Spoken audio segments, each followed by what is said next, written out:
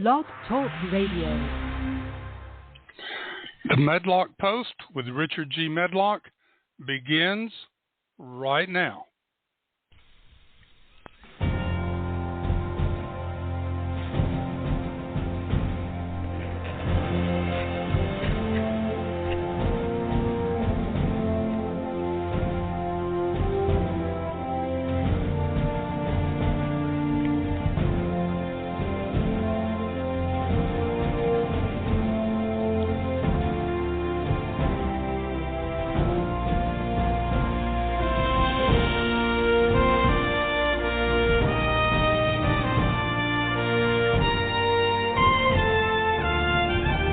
Welcome, ladies and gentlemen, to the Medlock Post radio show. This is where we educate, entertain, enlighten, and empower. The views and opinions on the Medlock Post radio show are those of the host and guests. They are not necessarily the views and opinions of Blog Talk Radio, Spreaker.com, its corporations, affiliates, or any other podcast streaming services. Thank you for joining the show today, and here is your host, Richard G. Medlock.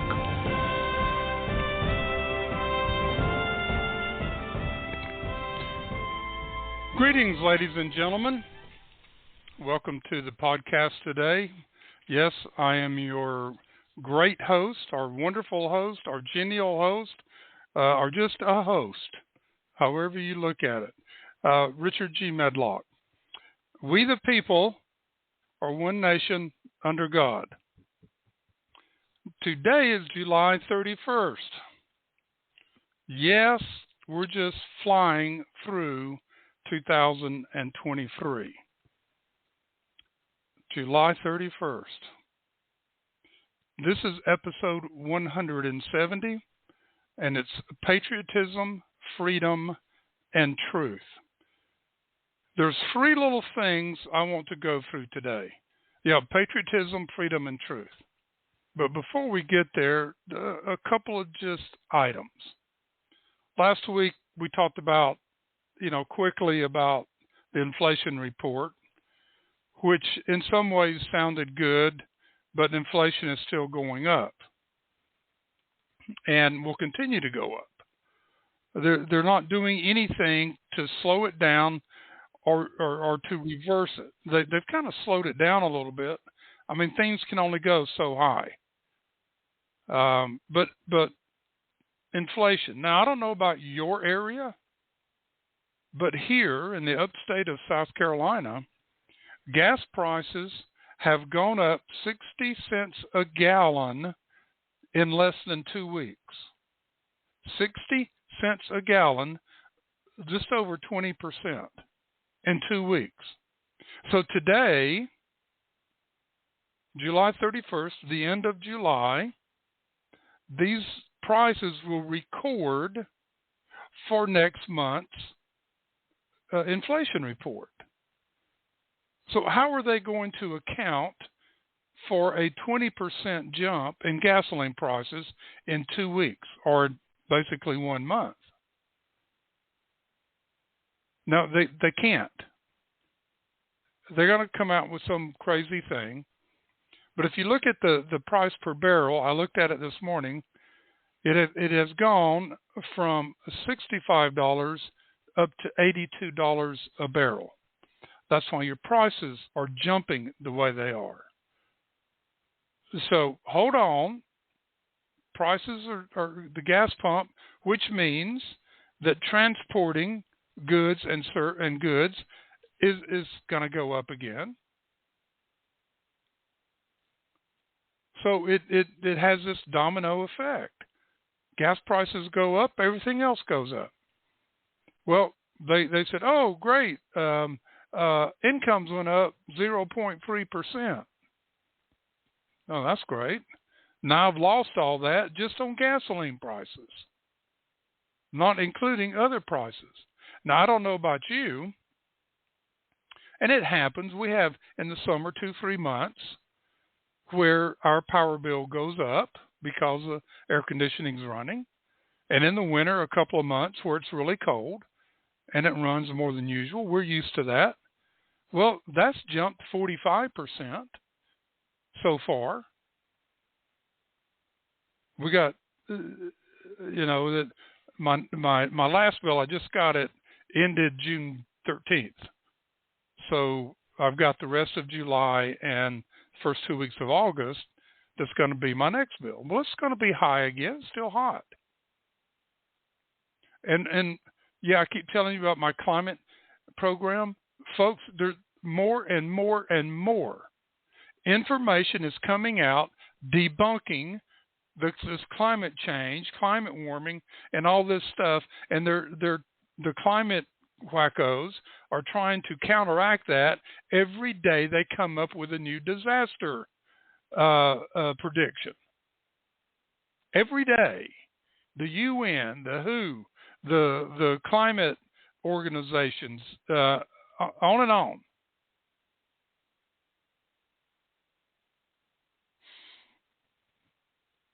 Inflation, gas prices. Did you see the news for Yellow Freight, one of the largest freight companies in America, trucking companies, shut down over the weekend?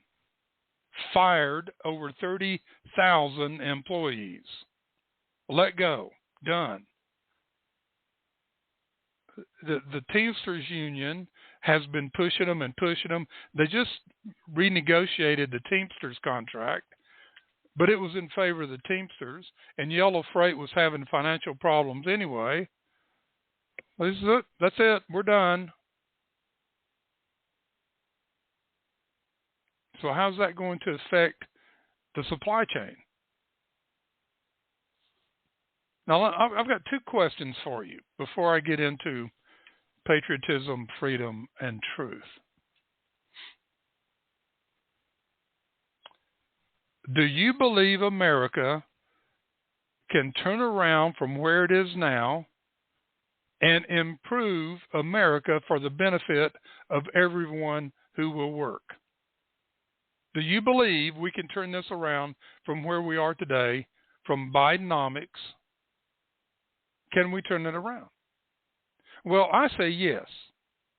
Now, I want you to think about that question, and then at the end of the show, I'm going to address it again, have something else added to it. Here's another question I have for you to think about.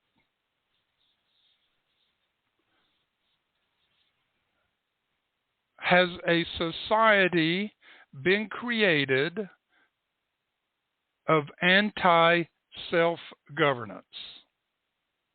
Is there an anti-self-governance society out there that are totally against people being self-governed? I think about that question. Moving on. Now, my wife's cousin, this is her granddaughter. She wrote this on July 4th, 2021. At that time, she was living in Korea. Her father is in the military. They've traveled the world. And yet, why are you reading this late? And because we were off the air most of July. And that the week of the 4th, I was taking it off anyway. And then I told you my nephew passed away. And so, but anyway, we came back last week. But we got this, and it's a beautiful piece. And I'm not going to give you her name, but she wrote this in 2021. This is the start of it. Anne's cousin sent this. She said, "A 4th of July letter from my granddaughter living in Korea. I was quite touched by it and wanted to share."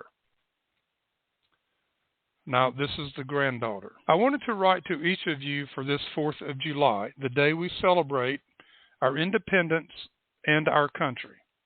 I love America.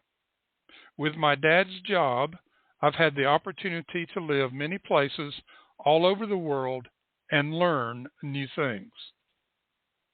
One thing I've learned from living out of America is how blessed our country is. I see the poor conditions many Puerto Ricans live in and reflect on the middle-class houses we live in America, which in Puerto Rico would be considered very nice and upper class. I see the crowded streets of Korea, where more than half of the population lives in apartments, and remember the huge amount of space America has for people to have their own houses and yards. America is very, very blessed. We are also going through hard times in America. This quote from Abraham Lincoln sums it up. Quote, America will never be destroyed from the outside. If we falter and lose our freedoms, it will be because we destroyed ourselves. Unquote. I believe this is true. And right now we are destroying ourselves. It can be hard to stand by and watch this happen. I see many parallels between right now and Nazi Germany. This is a young 18-year-old girl writing this. But you can do something about it. Love your country and defend it, she says. I know it seems like there are only bad people left, but I have seen and met many good families who still believe in America. I know God is on our side, and we need to stay on His side.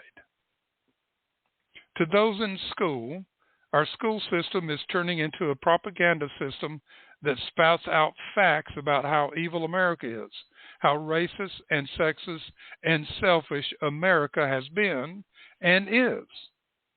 I don't deny we have made mistakes like all countries have, but we do not deserve this amount of blame coming from ourselves.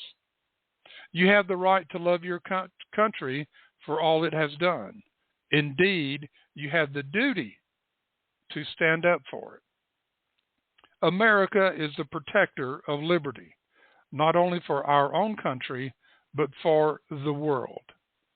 When Winston Churchill heard America was joining the war during World War II, that meant one thing to him: victory for the Allies. And indeed, who knows how the world would have turned out if we hadn't stepped in.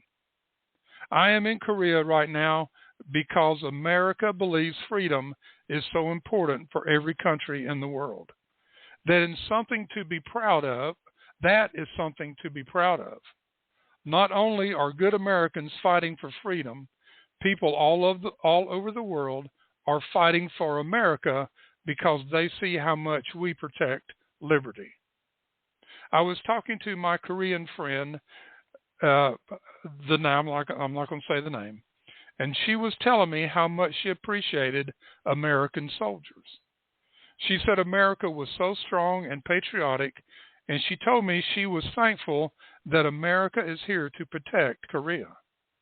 She said she had a lot of respect for American soldiers. When I had to leave to catch the subway, she bowed deeply and respectfully to Dad to show her appreciation of America protecting Korea. This experience showed me that there are many people all over the world fighting for America. This Independence Day, I hope you realize, 1, how blessed America is, and 2, that although it seems everyone is against America, there are still many, many good people who love America and hate what's happening to it right now. There are still good Americans who love their country and all it stands for. In closing, I'd like to leave you with the challenge to defend America and not believe the lies they teach at school. America is a beautiful, blessed country, one founded with God's help. If you pray for our country, God will not ignore. Have faith in God and have faith in our country. Happy Independence Day. Thank you, young lady. I guess this would be my wife's first cousin twice removed. It's who she is, her first cousin's granddaughter. Beautifully said and written. And I appreciate her, at her age, understanding what is going on. I appreciate her willingness and understanding to write this and to share it. We need more of this. We need more of these voices expressing these very things. America is still great. I love America. Those outside of our country still respect America, maybe not its leadership, but they still respect America and the principles and values it stands for. When those outside of this country see the American flag, they know what it stands for, and they respect it. Beautifully written. And I'll check, but I think I've put it on my blog, Medlock Post at blogspot.com. If I haven't, I will put this up. It's beautiful. Now, let's talk about a little history, patriotism, freedom, and truth. So true history is what we need to be looking at. Now, in March of 1980, Milton Friedman wrote this, Case for Freedom. Now, I'm not going to read the whole thing. It's quite lengthy. But I want to read part of it to help you understand a little bit about Adam Smith, who wrote The Wealth of Nations, and a big advocate of freedom. This is it, The Case for Freedom by Milton Friedman. Adam Smith, the Scotsman who turned economics into a modern science, observed over 200 years ago, in every country it is always and must be in the interest of the great body of people to buy whatever they want of those who sell it cheapest.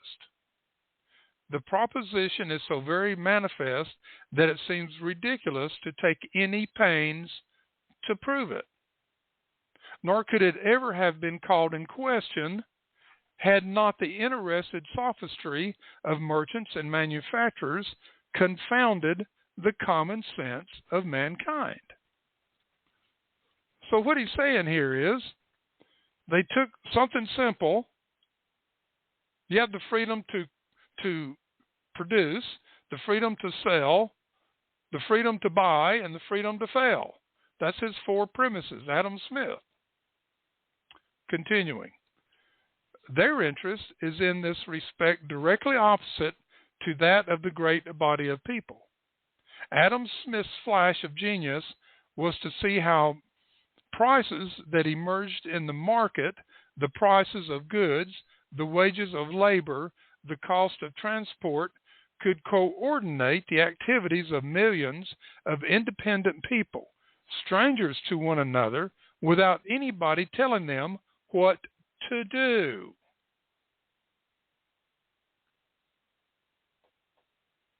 Isn't that interesting that a simple thing, the price of good is controlled by the market, supply and demand. The wages of labor are controlled by the market, not government laws.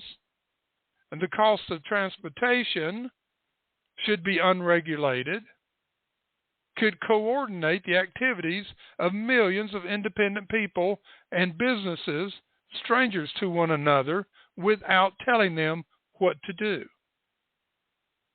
Isn't that the American spirit that was unleashed by the Founding Fathers? Back to the article. His key idea was that self-interest could produce an orderly society benefiting everybody. Now let me stop there and go back to what we talked about with Ayn Rand on episode 169. Talking about she says selfish, be selfish. But it's not that I can do what I want to do. I can be a jerk. I can take advantage of people. Not that kind. But work hard, work with people and trade on a value for value. Set good goals. Here he's saying the same thing. His idea was that self-interest could produce an orderly society benefiting everybody. Ayn Rand said the same thing. It was as though there were an invisible hand at work.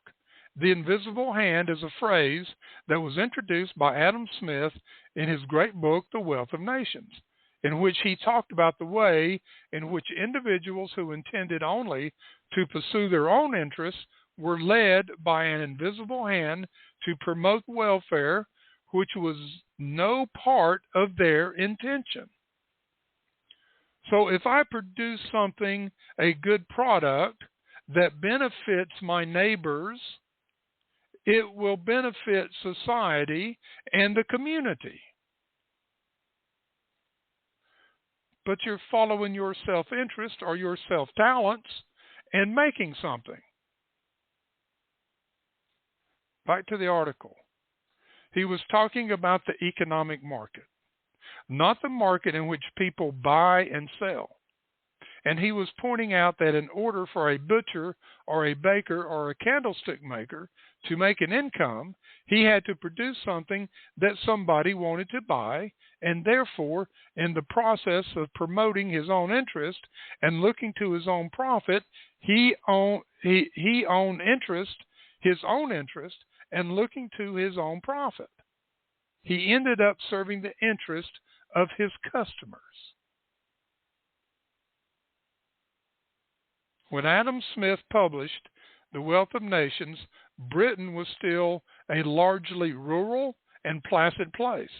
But the Industrial Revolution was already getting started, and standards of life were beginning to rise. You're getting a better feel for Adam Smith and how it ties into the Founding Fathers, the Constitution, and the Declaration of Independence, to Ayn Rand, to Milton Friedman, and other economists, Art Laffer, and others that believed in the free market system, capitalism. And that's why in my presidential platform, no government subsidies, and I said on the program last Monday, no more bailouts for companies. If you can't make it, fine. If you cannot produce and provide and serve the community the way they feel like you should, and they're not buying your product, then why should the government bail you out? We're seeing the same thing now with Anheuser-Busch. They misserved the public. They misjudged their buying, their customers. Other corporations are doing the same thing because they have been trapped into this DEI, CRT, ESG garbage. Back to the article. One obstacle was that trade with other nations was still tightly controlled. Merchants in the home market had persuaded the government of the day to impose heavy duties and taxes on all foreign imports in order to ensure themselves a protected market. One of the results was to turn Britain into a nation of lawbreakers. Are we seeing that today in America? That the government itself is creating a nation of lawbreakers just to make a profit, just to survive? Continuing with Mr. Friedman. Smuggling was a national pastime. Brandy, wines, tobacco, anything with a heavy customs duty. For years, the revenue men fought a losing battle along the shores and inlets of the British Isles. In 1846, after years of argument and partial success, the followers of Adam Smith finally persuaded the British Parliament to remove all duties on goods imported from abroad. Britain embarked on complete free trade, giving a further push to the rising standard of life. Now, they were looking at America at that time. They had seen the reports. They had seen America doing what Adam Smith wanted to do in a free market, and in 1846, they're sitting there going, wait a minute, we blew it. Let's open it up. They did. Let me continue. What happened in Britain as a consequence of releasing the tremendous force of self-interest had the unintended effect of benefiting millions of people all over the world. By 1851, 5 years later, the evidence was proudly on show at the Great Exhibition. Free trade enabled Britain to become the workplace of the world. But was it all an accident? I don't think so. That's Milton Friedman talking about free market enterprise created by Adam Smith. We're rocking and rolling here this morning, folks. Appreciate you being here.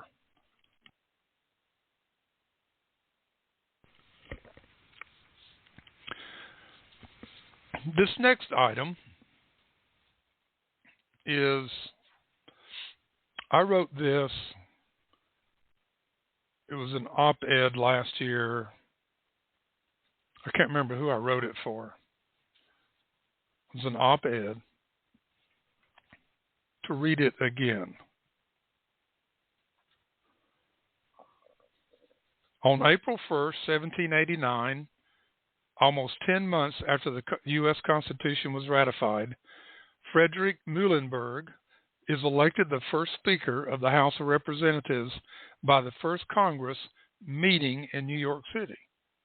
After the Constitution was ratified, the federal government of the United States made its first home in New York City. On April 1, 1789, the House of Representatives had enough members present to begin and elect its first officers. Frederick Augustus Conrad Muhlenberg, a Lutheran minister, businessman, and politician from Pennsylvania, was chosen as the first Speaker of the House.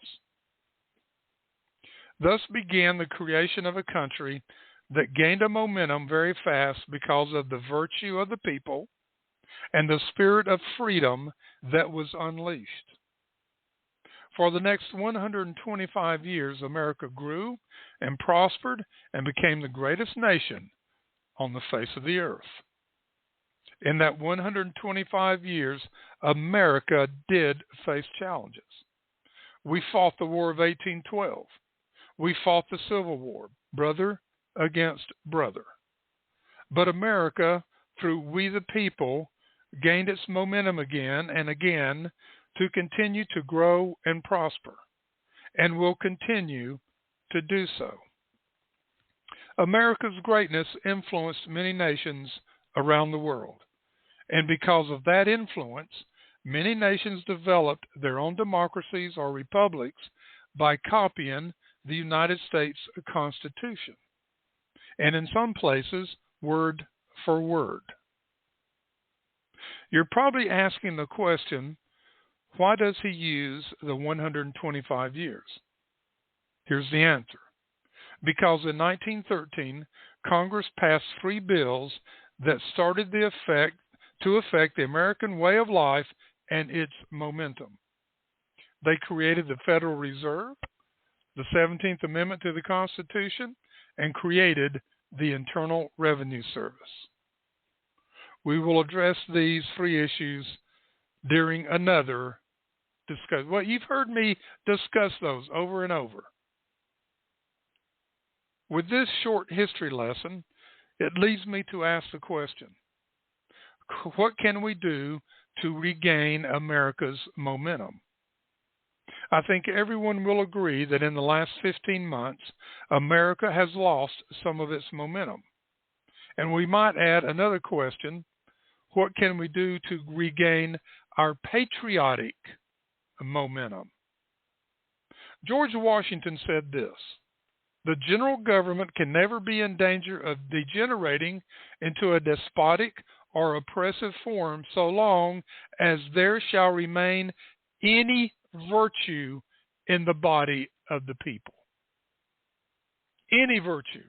Well, ladies and gentlemen, America is still full of a lot of virtue and a lot of self-governing people, and a lot of people with self-interest to produce, to help America be good and to serve the community. Samuel Adams added to that, if we would most truly enjoy the gift of heaven, let us become a virtuous people. Then shall we both deserve and enjoy it. Wow. On the other hand, if we are universally vicious and debauched in our manners, though the form of our Constitution carries the face of the most exalted freedom, we shall in reality be the most abject slaves. So Samuel Adams gives us a warning. And so did George Washington. So did the other founding fathers. And so has Ayn Rand, Milton Friedman, and Ezra Taft Benson, and on and on.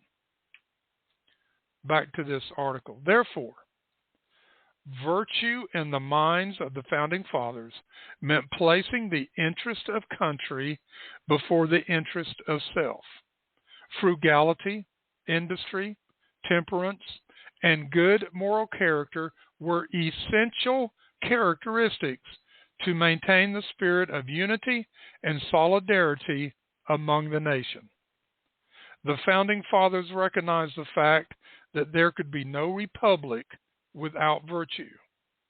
They further understood that developing self-discipline leads to self-mastery.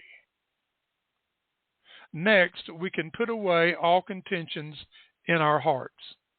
What do I mean by that?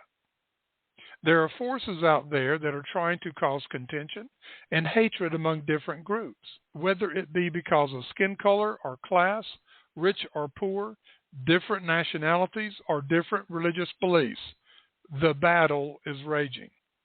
But we, the people, as individuals and families, should be putting these contentions out of our heart and our mind.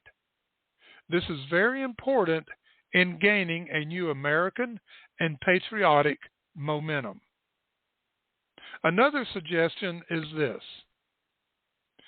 seek truth, and you can go to my Sensible Truth podcast. Seek truth and heed not to the false and evil influences and voices in the world today. Do not listen to those voices of chaos. Do not listen to the false propaganda that is being thrown at us to confuse us. Look at the way that you think and understand, and if you need to make a change about how you do that, make that change. But we need to heed not to the false, the evil, the chaos, and the hatred that has taken place in the world. Seek truth always. Look at the world with the heart and eyes of a child, and life will become more beautiful. That was my op-ed from last year.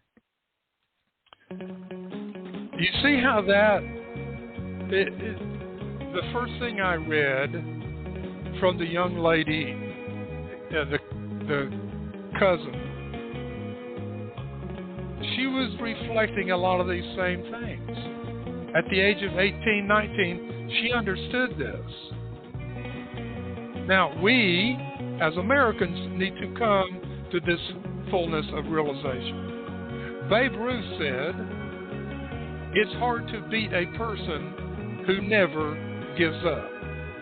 Never, never give up on America. we at the Medlock Post ask for your support and commitment to do your part to regain the American and patriotic momentum. Now, let's go back to that question I asked at the start. Do you believe America can turn around from where it is now and improve America for the benefit of everyone who will work? If you do, if you believe that, then live your life like it will happen. That's how we achieve things. We do it. We live our life. We set those goals. We work toward it.